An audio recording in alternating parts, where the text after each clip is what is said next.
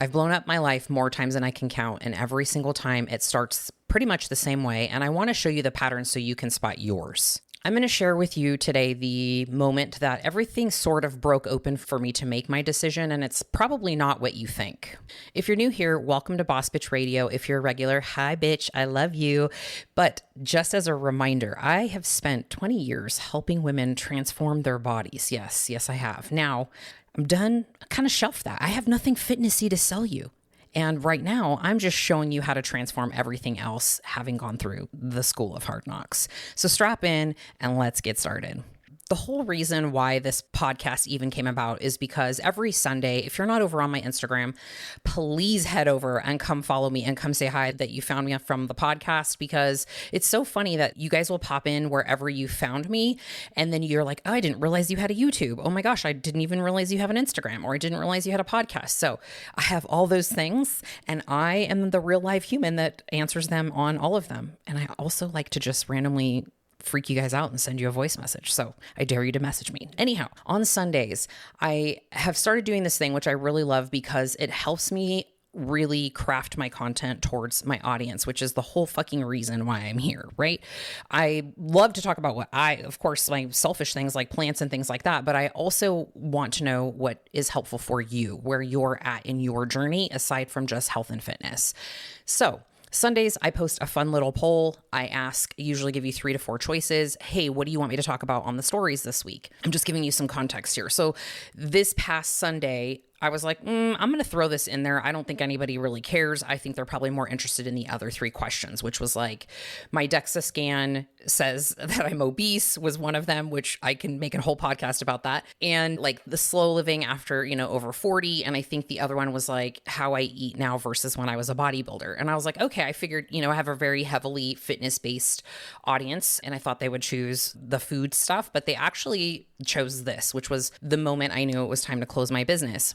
And, the bodybuilding one for reference came in second. So nonetheless, after some thought, I went for a walk and I was just like, okay, how could I share this in like a really meaningful way that will help people besides just me selfishly sharing my story, which I don't think is overly helpful, right? And so part of that was thinking, okay, well, when I finally had that conversation with my team and everything, like what brought me to that moment? Like what were the observable things that were happening to me that caused me to know it was time to make a change, right? So as I was thinking about that, I thought, okay, where else has this shown up for me? Well, this has shown up for me in relationships, right? Similarly, friendships, similarly, in things that are big life decisions that sometimes we drag on. I'm speaking for myself because you don't want to face the music, or you're like, oh, this is going to be a shit show. Like once I finally express how I'm feeling about something or a decision I need to make, and it's going to affect other people, right? And so I think, especially as women, we tend to hang on to things way longer than we should. And I noticed through this journey that it takes me generally about 2 to 3 years to finally be like, all right, I got it. I'm done. And I think it's 2 to 3 years too long. And so if this podcast can help shorten that duration for at least one woman out there, like my work in this world is definitely being effective for somebody, because I think that a lot of times we are just going through the motions. And I know that it's just becomes part of your personality, where you're complaining about the same things and you're frustrated with the same things. And I noticed that about myself really quickly. And I try to strategize around it, right? Like instead of complaining about it, like how can I find a solution? So every time I have come to this sort of crux in the road, for example, moving, divorcing my husband, growing my businesses each time and deciding, okay, I need to jump to the next level, making decisions to shift out parts of my business, like the pole dancing, like we got rid of boot camp, all these things, which might seemingly not feel like a big deal if you're like, oh, what does it matter? It's a business. I ran a very, very, very personal business. And what I didn't realize was much of the impact was my presence in that business and me being part of the brand. And it was really like my mission. And I was the face for so long. And so, as my interests in things changed and my passions changed, I would oftentimes wait too long to sort of make that transition for my business because I knew there was going to be a disrupt in like the branding a little bit and like upsetting some people who don't really like the direction I'm moving. But it's painful for me to stay in that environment in terms of like my creativity and my passion for it and like waking up excited to be making an impact in the world and things like that. And every time the thing that I love starts to feel like dread.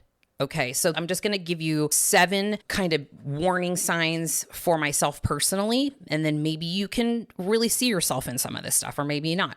And then I love discussion. So if you feel like I forgot something, please come tell me. Like, let's just keep having this conversation. So the first thing, the thing that I love starts to feel like dread.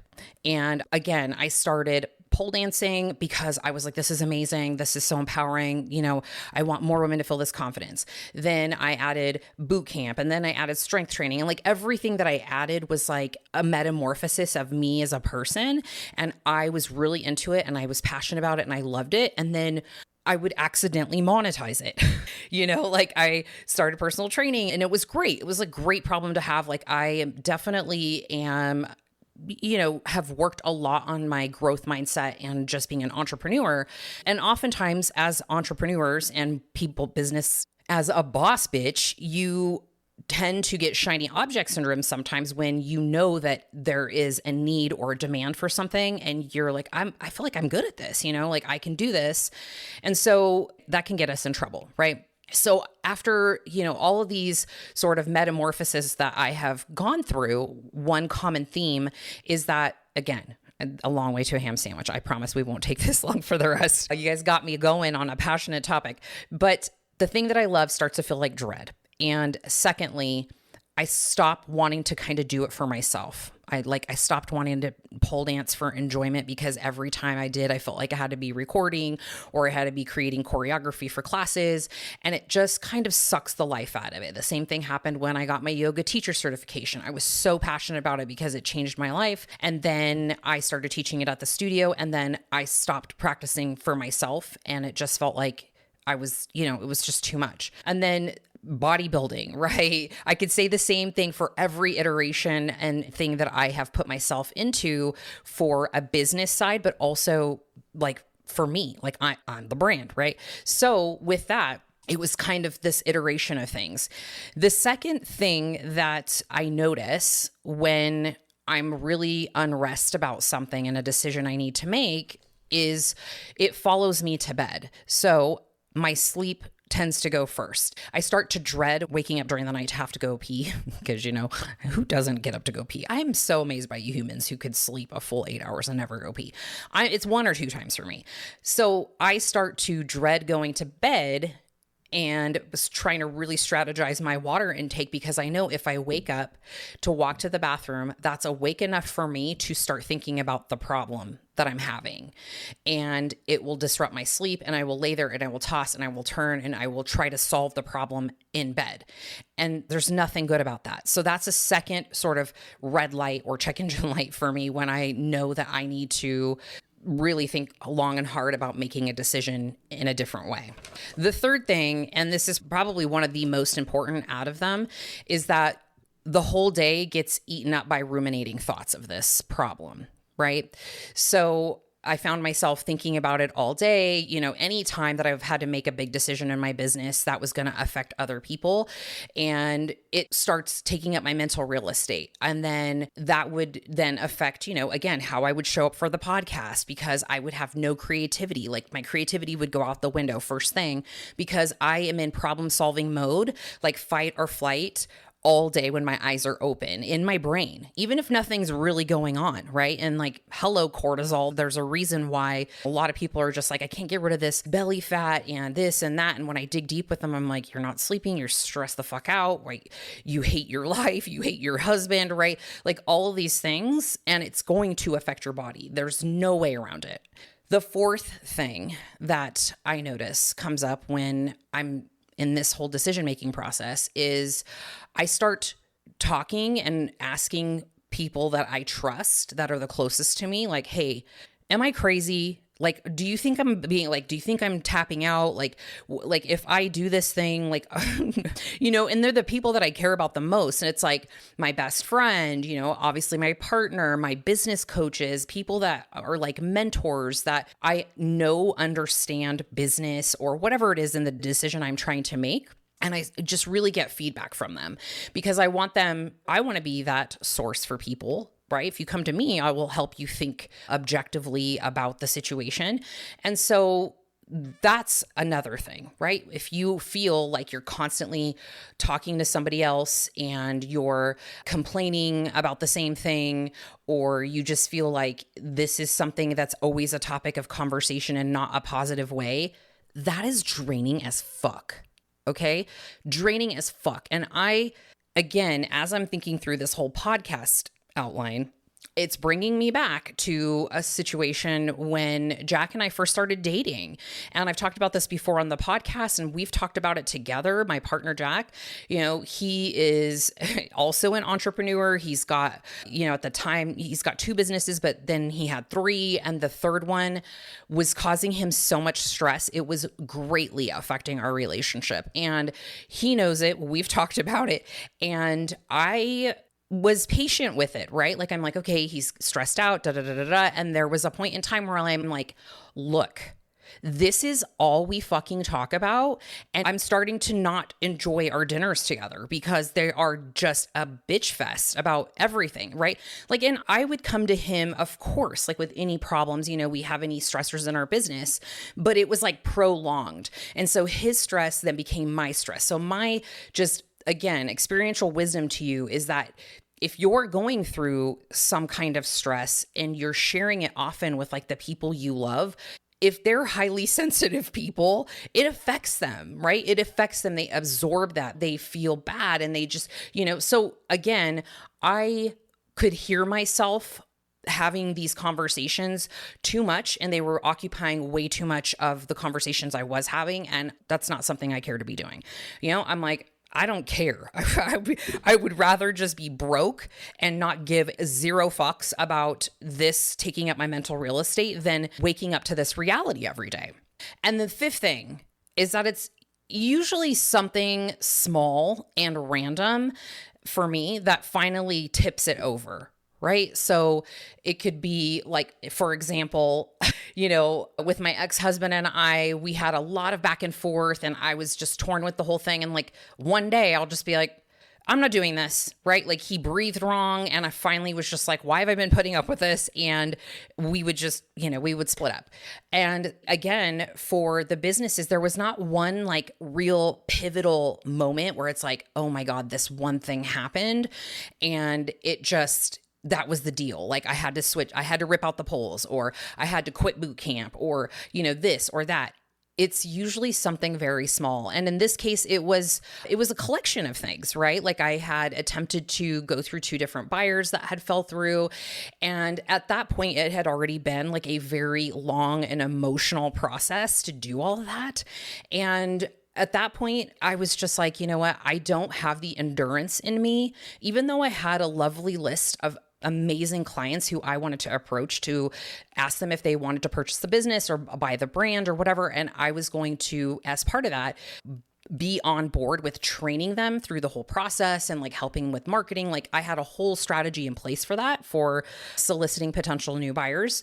And I sat with that and I thought to myself, if I have to pour into doing that, it's literally going to take the life out of me. I'm not going to be able to do anything else.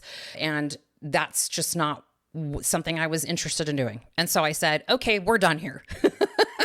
And I can laugh about it now, but I wasn't then. And it was really fucking stressful. But this actually takes me to the next thing, is like the 6th thing, which is I hit a wall with all of it. And this happens where I start to get really stressed out and all of the preceding things are happening, right? I'm talking about it all the time. It's, eating up my mental real estate. I'm in a bad mood. I'm thinking about it all the time. I can't sleep. And then the last thing that usually tells me that it's gone too far is when I am seriously contemplating going to the doctor and asking for antidepressants or anti-anxieties. And so I had gotten to that point where that was likely going to be the next step, but I hadn't got there yet. And the only reason why I hadn't is because I started a peptide that helps with anxiety. And, Jack has known some people, he's in the supplement world and whatnot, and he did the research. And so I was taking Selenk for a while and it was fantastic. But then when I wasn't taking it, it's like everything bubbled up again. And I thought to myself, I am not going to be injecting myself every day to mask this stress in my life. I'm not fucking doing it. And I knew if I wasn't willing to do that, then the next step was I needed to go and seriously talk to a therapist and see if I could get on antidepressants, because I was just trying to see how I could prolong and, see things through. And it was, so it was really that breaking point for me. And then the seventh thing is I finally just come to the conclusion, and part of that before saying it out loud is really getting real with myself and thinking about, okay, I need to stop talking about the problem and I need to start focusing on the solution. And what's the solution?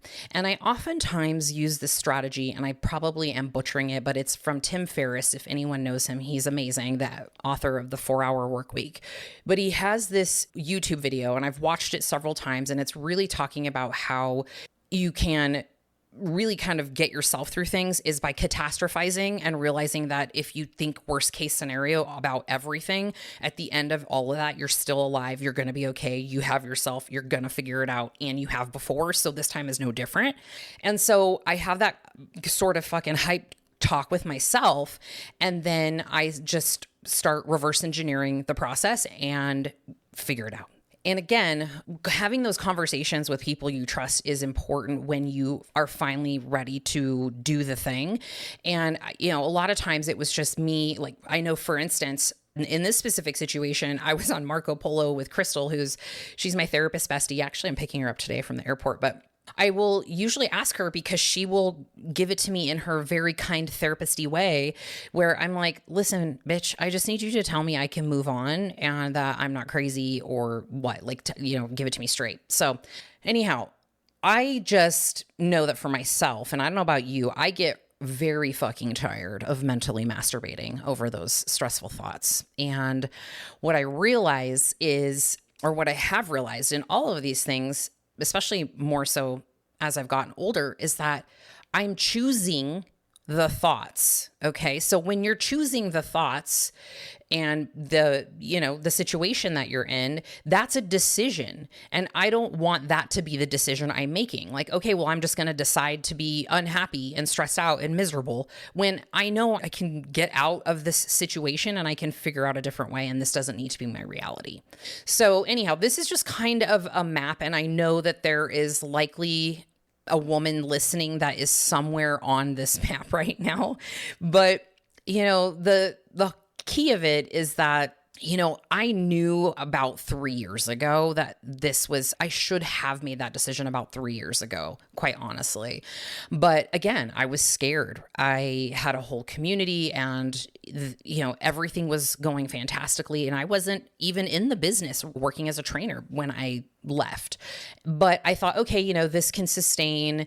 And, a lot of people relied on me. I was obviously providing income for a lot of people. Well, for me, for tiny business, but, I was providing a life for some people. And I made this bargain with myself, like I can do this remotely, and it wasn't the same. And I know that there's probably a lot of our Venus clients that are listening to the podcast because a lot of you have started with me from the ground up, and I love y'all. But for those of you, you be knowing, right? Like it wasn't the same. And I think that that's just normal if there is a very small business. And that's the hard part when you are a small business owner and you are the sole person. And then you bring on a team and they're all amazing and they all have their own strengths. And also there's just people that are, going to want to be there for you. That's just the unfortunate reality of it, unless you start your business off with people not expecting that, right? And I know this for myself personally, and I have a few wonderful friends, female friends, studio owners that I talk to, and they also experience this. So it's very, very common. And, I needed, again, to make that decision 3 years ago, but too scared, and I didn't want to disappoint anybody. And so here we are. Now, I don't want this to come off across like I'm anti-medication. And I know that you guys probably know that that's not what I'm getting at here, because I have shared my story before very transparently, is that I was on antidepressants for 10 years before I got pregnant with my youngest son. And then after that, I just made the decision. I was pregnant. I didn't want to take medication. And so we weaned me off of it very, very slowly. But after I came off of it, I figured out how to manage it as best as I could through my nutrition and my movement and things like that. Now, this doesn't mean my depression went away. I still experienced it quite frequently, honestly. But for me, it was more situational in the things I was going through at the time in my marriage and all of that. But I just knew that, for me, it's not the right call because I want to get to the root of the fucking problem. And so I know that by me doing that, it's because it's situational, right? I'm not waking up just like my normal go-to mood isn't by default, that way. It is a byproduct of the stress that is in my life. So, I, again, wanted to figure out that root cause and quit pretending that it was going to get better with just, slapping on some antidepressants or anxiety medication. So, yeah. So at that point, I just stopped spending energy on the problem and just really put every bit of it on the solution. And when we come back, I'm going to tell you some more. So stay here with me, because it wasn't just, an end all be all. And, like I said, I didn't want a Band-Aid. I definitely feel like getting to the root cause is key. And speaking of that, give this ad a listen from our homie hookup, iVologist. Now, real talk, so many women hit 40 and feel like they're losing their minds and get handed an antidepressant when what's actually shifting is their hormones. I've ranted about this for years. iVologist is where I finally send women to get to the root instead of a Band-Aid. I've worked with them myself. I went through the whole process. They've got licensed providers, real blood work, no judgment. You do this all from home, telehealth. It's amazing. And your girl got you a homie hookup, okay? Code Diane50 gets you 50% off any protocol. Yes, you heard that right. Just apply it at your intake. So here's what I want you to do. Tap the link in the show notes, start your intake today, and use Diane50 to get 50% off. Heads up, it can't be combined with any other offers, and obviously the results vary, and a provider will decide what fits you. Now, this is just sort of a sparkly, fun little bonus part to this episode, because I think it's important to share a bit more about the actual process inside of myself in making the decision, right? And the reason why I felt like it was important to add this is because I still work with a handful of one-on-one clients, and I have one client in particular, and the only thing we work on with her is business strategy and her feeling okay being seen, which I feel so fucking honored to take her through this journey because it's been awesome to watch. And we had a whole conversation about really just her fears around it and things like that. And it reminded me of exactly how I get myself through these difficult transitions in my life, right?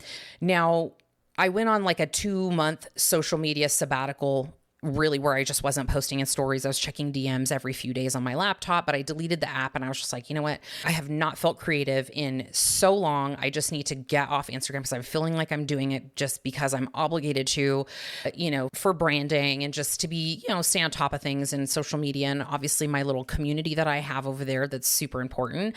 And part of that time, I was really focusing on going through Tracy Litt's program. Now, I've talked about Tracy before. I've had her on the podcast, and we will definitely link up the episode in the show notes. So if you're like, what are you talking about?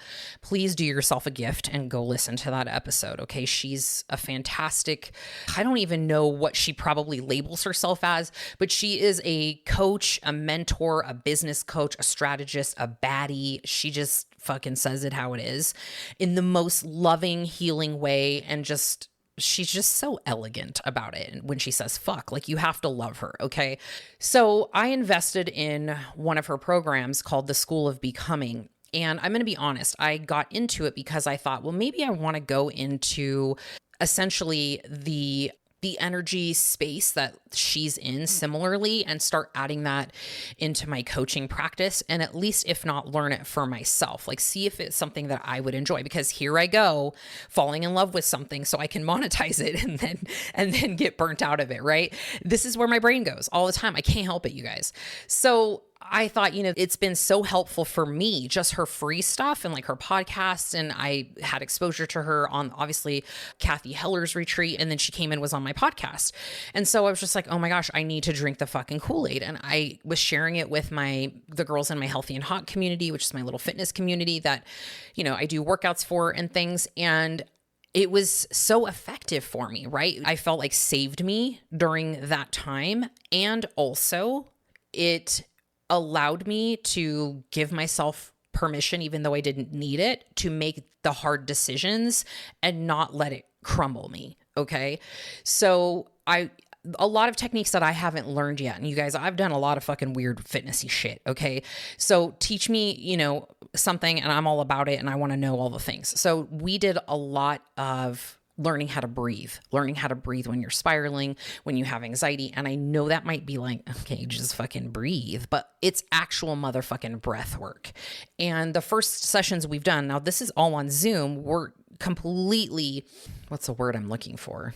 Excavating, right? I was able to really let myself move stuck emotions. And I'm a firm believer that stuck emotions are what make us sick and ultimately affect us and our health. And so I learned really eloquently through her program how to move something that is stuck in my chest, in my stomach, just that knot and just that emotion of it. Because a lot of times I am like, nope, I don't have time to cry. We just got to fucking go, solve problems. And I don't allow myself to just fully have that fucking experience, because I think for so many years, it's like we've been taught like, oh, don't cry, don't show weakness, Where do you think that goes? It literally is stored in our bodies.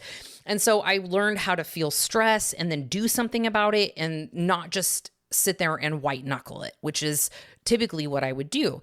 And then, some other key things that came through that program for me was learning how to trust myself to take myself to the next level, which is really what a lot of the premise of the program is around. It's like the School of Becoming is like you're becoming that next level version of yourself. And I realized through that process that I've always got me.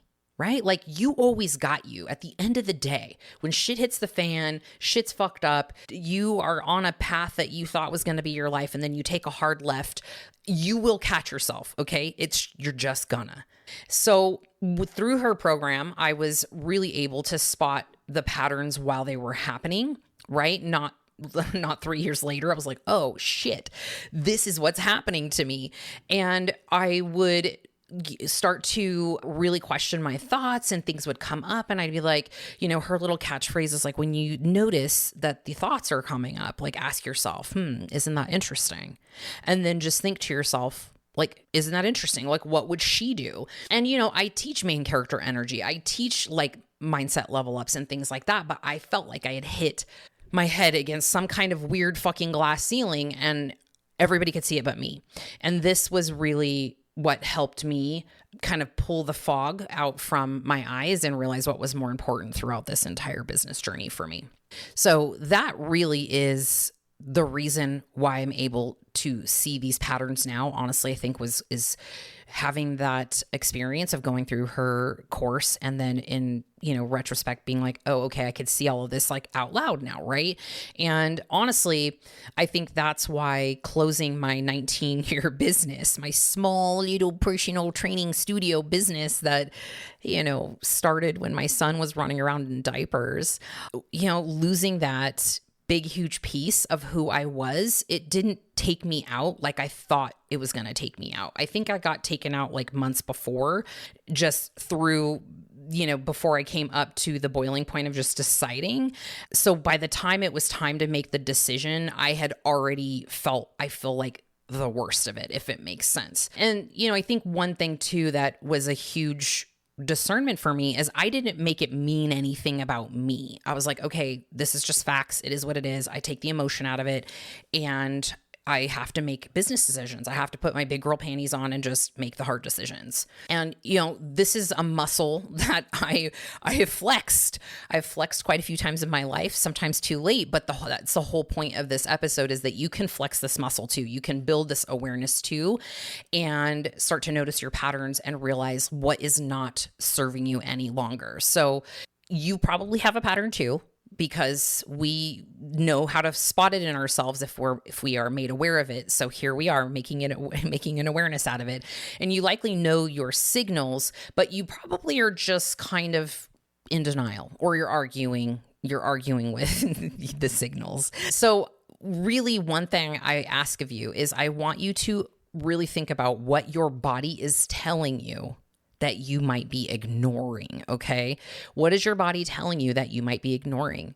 And for me, that was, again, the physical symptoms of not being able to sleep and having headaches and just being really grumpy, and my stomach was always hurting. There was 6 months out of the year I was literally shitting water out of my ass, and I had no internal parasites or anything. It was fucking stress. Like, that's a check engine light that I ignored. So ask, what is your body telling you? And it doesn't, you don't have to blow up your whole life, right? It could be one tiny little thing that you've been avoiding, or a conversation, or, research of a different direction you might want to go. It can be super, super simple, but just start planting the seeds to make some change. Okay. So somebody in your life is probably texting a friend right now asking them if they're crazy, because I was that friend.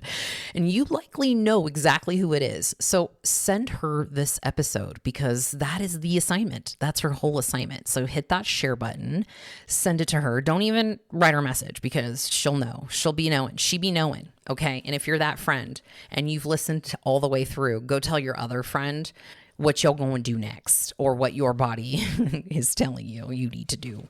All right, you guys. Well, I hope this episode was helpful in some way. And, I go a bit deeper in the newsletter. I share some behind the scenes stuff, some LOLs, and give you guys more backstage information, or behind the curtain info on some homie hookups and fun things that I've been experiencing with brands. You guys, I have so many fun updates for you on Delulu maxing. I can't even begin to tell you that I can't believe this is fucking real, but it's happening. If you're new here, I've been Delulu maxing, which is basically I blew up my whole fitness life, of which you've heard in this podcast, and have gone full-time content creator. And I'm halfway through my second month, and I have some great updates for you guys. But if you want to go listen in on the series, go start with the first one, and then you can, catch up. But yeah, so that's where I do all the brand stuff, the things that, I only talk about with my besties, my girlfriends. And yeah, that is it. If you want to get on that list, the link is in the show notes. All right. I love you, my friend.